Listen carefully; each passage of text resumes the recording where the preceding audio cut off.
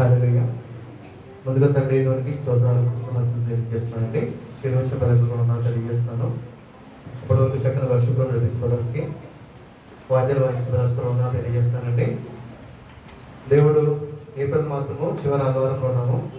ఇప్పటివరకు మనందరినీ సజీవులకు ఉంచిన విధానం బట్టి ఒకసారి స్తోత్రాలు తెలియజేద్దాం. ప్రతి ఒక్కరు కూడా స్తోత్రం స్తోత్రం స్తోత్రం స్తోత్రం. ఈస్టర్ తర్వాత మొదటి ఆదివారము ఈ దినముకి ఏర్పరచబడిన పత్రికా పాఠాలు చెప్తాను, దయచేసి నోట్ చేసుకోండి. మొదటి పాఠంగా యోబు గ్రంథము 19వ అధ్యాయము 25 నుంచి 27 వరకు. యోబు గ్రంథము 19వ అధ్యాయము 25 నుంచి 27 వరకు అండి. రెండవ పాఠంగా పేతురు రాసిన మొదటి పత్రిక 1వ అధ్యాయము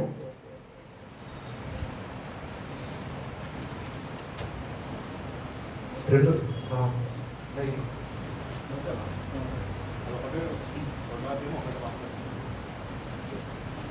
మొదటి పేతురు 17వ అధ్యాయము 17 నుంచి 2 వరకు అండి.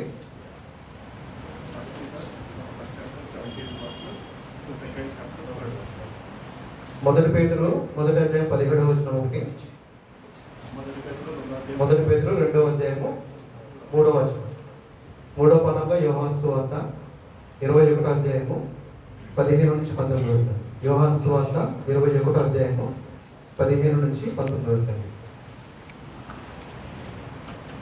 ఈశ్వర్ తర్వాత మొదటి ఆదివారము ప్రారంభ గీతము. క్రొత్తగా జన్మించిన శిశువులను బోరి నిర్మలమైన వాక్యమును పాలను అపేక్షించుడి.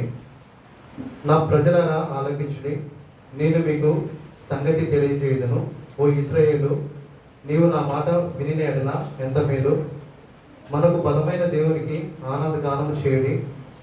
యెహోవా దేవుని బట్టి ఉత్సాహగానం చేయుడి. సంగ్రహ ప్రార్థన.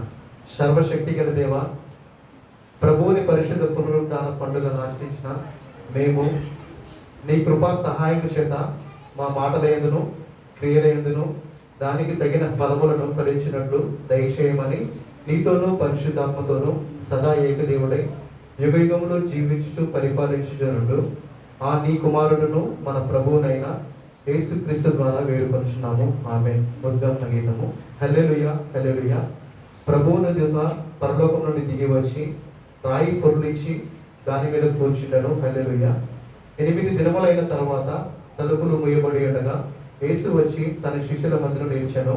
మీకు సమాధానము కలుగుగాక. ఆమేన్. హల్లెలూయా.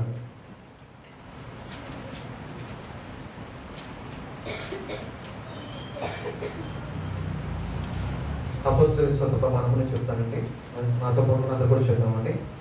నేను పరలోకమును భూలోకమును సృష్టించిన సర్వశక్తి గల తండ్రి అయిన దేవుని నమ్ముచున్నాను. ఆయన జనితైక కుమారుడును మన ప్రభువునైన యేసుక్రీస్తును నమ్ముచున్నాను. ఈయన పరిశుద్ధాత్మ చేత గర్భమున ధరింపబడి కన్య అయిన మరియ నుండి పుట్టి పొద్దు పిలాతు క్రింద శ్రమపడి సిలువ వేయబడి చనిపోయి సమాధి చేయబడినను పాతాళములోనికి దిగి చనిపోయిన వారిలో నుండి 3వ దినముందు లేచి పరలోకమునకెక్కి సర్వశక్తి గల తండ్రి అయిన దేవుని కుడి చేతి వైపు కూర్చుని ఉన్నాడనియు జీవించు వారికి చనిపోయిన వారికి న్యాయం తీర్చుటకు అక్కడ నుండి వచ్చిననియు నమ్ముచున్నాను. నేను పరిశుద్ధాత్మని నమ్ముచున్నాను. పరిశుద్ధ క్రైస్తవ సంఘమును, పరిశుద్ధ ఐక్యమును, పాప పరిహారమును, శరీర పునరుత్థానమును, నిత్య జీవమును ఉన్నవని నమ్ముచున్నాను. ఆమేన్. చదవమనండి. లేఖనం దేవుడి నుంచి కాక మన మధ్య ఫిలిప్పీయులు ఉన్నారు. సంతతిగా ఉన్నామండి.